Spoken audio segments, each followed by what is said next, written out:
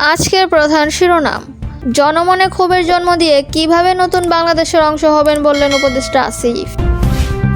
বাংলাদেশের ঐতিহাসিক সিরিজ জয়ের পর উপদেষ্টা আসিফের ভিডিও বার্তা। এবার বিস্তারিত।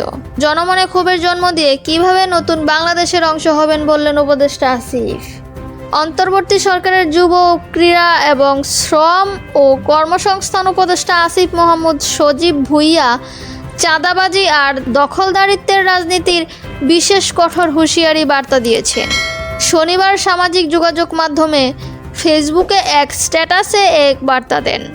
ফেসবুকে যুব ও ক্রীড়া এবং শ্রম ও কর্মসংস্থান উপদেষ্টা লিখেছেন, চাঁদাবাজি আর দখলদারিত্বের রাজনীতিতে যে পুনর্বাসন হচ্ছে, এর পরিণতি ভালো হবে না। তিনি আরও লেখেন, জনমনের ক্ষোভের জন্ম দিয়ে কিভাবে নতুন বাংলাদেশের অংশ হবেন।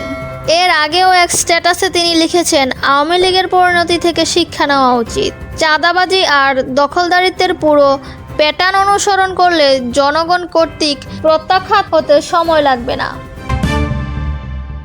বাংলাদেশের ঐতিহাসিক সিরিজ জয়ের পর উপদেষ্টা আসিফের ভিডিও বার্তা। পাকিস্তানে ইতিহাস গড়েছে বাংলাদেশ। প্রথমবারের মতন দলটিকে হারিয়েছেন, টেস্ট সিরিজ করেছে হোয়াইট ওয়াশ। রাওয়ালপিন্ডিতে প্রথম টেস্ট 10 উইকেটে জেতার পর দ্বিতীয় টেস্ট টাইগারদের জয় 6 উইকেটে। এমন অবিস্মরণীয় সিরিজ জয়ের পরপরই অন্তর্বর্তী সরকারের যুব এবং ক্রীড়া উপদেষ্টার অভিনন্দনে সিক্ত হয়েছে পুরো জাতীয় ক্রিকেট দল।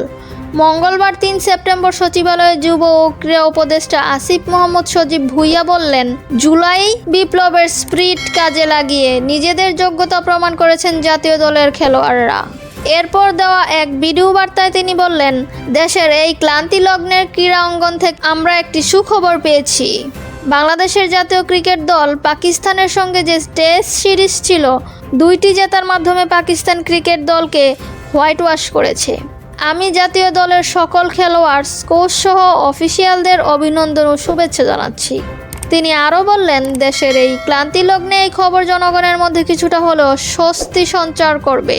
ক্রীড়াঙ্গন থেকে আমরা আরও সুখবর পেতে চাই এবং তার জন্য ক্রীড়াঙ্গনকে সুষ্ঠুভাবে ও সুন্দরভাবে গড়ে তোলার জন্য কাজ করে যাব। এতক্ষণ সঙ্গে থাকার জন্য ধন্যবাদ।